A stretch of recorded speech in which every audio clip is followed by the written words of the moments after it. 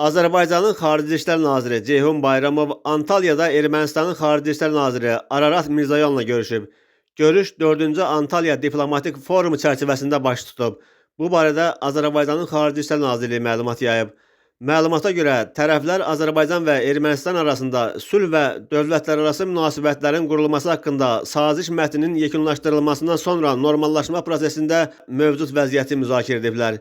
Nazirlər dialoqu davam etdirməyə hazır olduqlarını ifadə ediblər.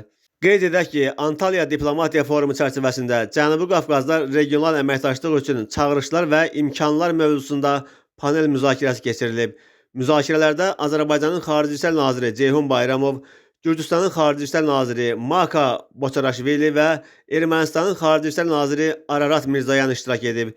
Ceyhun Bayramov bildirib ki, prosesin tam şəkildə başa çatması və sülh sazişinin imzalanması üçün bir sıra zəruri addımların atılması vacibdir. Bu, ilk növbədə artıq köhnəlmiş və funksionallığını itirmiş Minsk qrupunun ləğv edilməsini, eyni zamanda Ermənistan konstitusiyasında dəyişikliklərin olmasını, Azərbaycana qarşı ərazi iddialarının aradan qaldırılmasını nəzərdə tutur. Bu, Azərbaycanın uzunmüddətli və ardıcıl mövqeyidir. Ermənistan tərəfi də bunu yaxşı bilir. Münaqişənin qalığı olan ATƏT Minsk qrupunun ləğv edilməsindən və Azərbaycana qarşı ərazi iddialarının aradan qaldırılmasından sonra Azərbaycan və Ermənistan arasında sülh müqaviləsinin imzalanması və dövlətlərarası münasibətlərin bərpası qarşısında heç bir maneə qalmayacaq deyə Ceyhun Bayramov vurğulayıb. Nazir Ermənistandan fərqli olaraq Azərbaycan konstitusiyasında Ermənistana qarşı heç bir ərazi iddiasının yer almadığını xatırladıb. Əgər belə bir fakt olsaydı, Ermənistan tərəfi mütləq bu məsələni qaldırardı. Konstitusiya dəyişikliyi olmadan Ermənistanla sülh müqaviləsinin imzalanması məntiqsizdir. Heç bir beynəlxalq razılaşma ölkənin əsas qanunu olan konstitusiyaya zidd ola bilməz. Bu baxımdan sülh müqaviləsində Azərbaycanın ərazi bütövlüyü tanınsa belə, o Ermənistan konstitusiyasına zidd olacağı üçün hüquqi qüvvəsi sual altında qalacaq. Bu baxımdan Ermənistanın müvafiq konstitusiya dəyişikliyi sülh razılaşmasının imzalanmasından öncə baş verməlidir.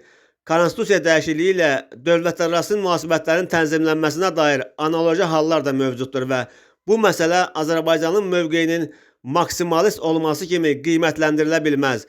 Burada qeyri-adi heç nə yoxdur və ya bu Azərbaycanın mövqeyinin maksimalist olduğu anlamına gəlmir deyə nazir vurğulayıb.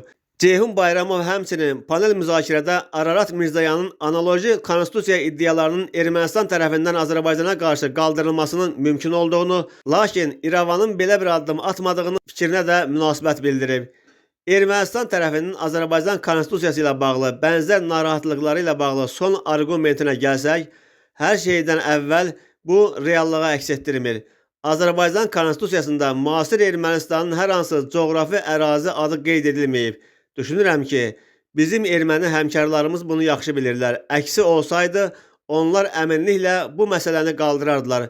Çünki Ermənistanın, Azərbaycanın və Türkiyənin hüquqi sistemləri az-çox eynidir. Siz ölkənin konstitusiyasına zidd olan beynəlxalq razılaşma imzalaya bilməzsiniz deyə Ceyhun Bayramov Mirzoyana cavabında bildirib. Panel müzakirədə Mirzoyan isə deyib ki, Ermənistan hökumətinin və xalqının istəyi regionda davamlı sülh qurmaqdır və İlk növbədə bu, Azərbaycanla münasibətlərin normallaşması məsələsidir. Uzun danışıqlardan sonra biz sülh sazişinin layihəsi üzrə mətn üzərində razılığa gəlməyə nail olduq. Həmçinin dərhal sülh sazişinin imzalanma məkanı və tarixi ilə bağlı məsləhətləşmələrə başlamağa təklif etdik. Bu razılaşdırılmış mətn bütün mümkün suallara cavab verən bir sülh sazişidirmi? Əlbəttə ki, yox. Mən düşünürəm ki, dünyada elə bir sənət yoxdur ki, bütün mümkün məsələləri əhatə etsin, hər suala cavab versin. Bu sənət bir əsasdır, münasibətlərin başlanğıcıdır. Təbii ki, hələ də bir çox məsələlər qalır deyə nazir əlavə edib.